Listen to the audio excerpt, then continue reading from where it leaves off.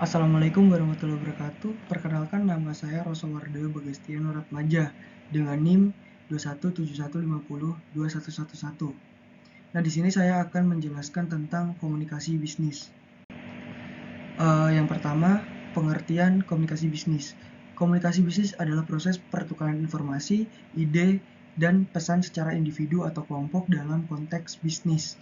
Dikutip dari penjelasan pakar komunikasi bisnis, Rosenberg, mendefinisikan komunikasi bisnis sebagai sebuah pertukaran gagasan, pendapat, informasi, instruksi, dan sebagainya yang memiliki tujuan tertentu yang disajikan secara personal atau impersonal melalui simbol, sinyal untuk mencapai tujuan organisasi. Nah, untuk slide selanjutnya adalah unsur komunikasi bisnis. Nah, komunikasi bisnis mempunyai unsur yang pertama itu bertujuan. Berarti komunikasi bisnis harus memiliki tujuan yang telah ditetapkan sebelumnya, sejalan dengan pencapaian tujuan organisasi atau lembaga tersebut. Yang kedua ada pertukaran. Kegiatan ini melibatkan paling tidak 2 orang atau lebih, yakni komunikator dan komunikan. Yang ketiga gagasan, opini, informasi, dan instruksi. Merupakan isi dari pesan yang bentuknya beragam. Nah, ini tergantung tujuan, situasi, dan kondisinya juga. Nah, yang keempat, saluran personal atau impersonal yang mungkin bersifat tatap muka atau melalui Google Meet yang menjangkau beberapa orang secara bersamaan. Untuk yang kelima, simbol atau sinyal yang merupakan alat atau metode yang dapat dimengerti untuk menyampaikan atau mempertukarkan pesan. Nah, yang keenam adalah pencapaian tujuan organisasi itu sendiri. Nah, untuk melakukan komunikasi bisnis yang efektif dalam prosesnya, komunikasi yang dilakukan itu bisa apa saja tujuannya. Yang pertama itu menginformasikan, mendidik, menghibur, atau mempengaruhi. Contohnya, karyawan menjelaskan produk yang dihasilkan organisasinya, dia sedang melakukan komunikasi yang tujuannya menginformasikan. Nah, saat karyawan mendapatkan penjelasan dari atasannya bagaimana perilaku yang diharapkan organisasi, maka tujuan komunikasi itu adalah mendidik. Nah, selain itu, agar dapat melakukan komunikasi bisnis yang efektif, seseorang komunikan harus memiliki 3 kemampuan skill, yaitu empati, pembicaraan sederajat, dan proyeksi atau menciptakan dampak dari komunikasi bisnis itu sendiri.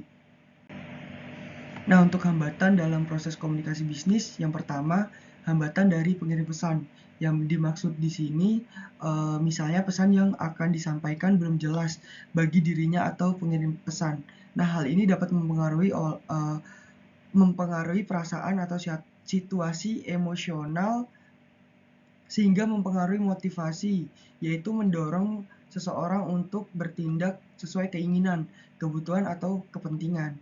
Nah, yang kedua, hambatan dalam penyandian atau simbol. Nah, hal ini dapat terjadi karena bahasa yang dipergunakan tidak jelas sehingga mempunyai arti lebih dari satu. Nah, untuk yang ketiga, hambatan media. Yang keempat, hambatan dalam bahasa atau sandi. Nah, ini adalah hambatan yang terjadi dalam penggunaan media komunikasi. Misalnya, gangguan suara Google Meet sehingga tidak dapat mendengarkan pesan dengan jelas. Contohnya kayak sinyal jelek atau jaringan kurang memadai. Nah, untuk yang kelima, hambatan dari penerima pesan. Misalnya, kurangnya perhatian pada saat menerima atau mendengarkan pesan, sikap prasangka tanggapan yang keliru, dan tidak mencari informasi lebih lanjut. Nah, ini merupakan hambatan dalam proses komunikasi bisnis. Nah, adapun cara-cara untuk mengatasi hambatan dalam komunikasi bisnis ini. Yang pertama, menolak prosedur kerja dan informasi kurang jelas. Yang kedua, menerapkan standar dalam komunikasi untuk menghindari kesalahan penafsiran. Yang ketiga, mewujudkan iklim psikologis yang kondusif untuk berkomunikasi. Yang keempat, memperhatikan kondisi fisik dan psikologis yang mendukung saat proses komunikasi ini terjadi. Yang kelima, membangun kebiasaan dalam komunikasi yang efektif dan efisien. Nah, berikut yang itu tadi yang dapat saya sampaikan, kurang lebihnya mohon maaf. Terima kasih.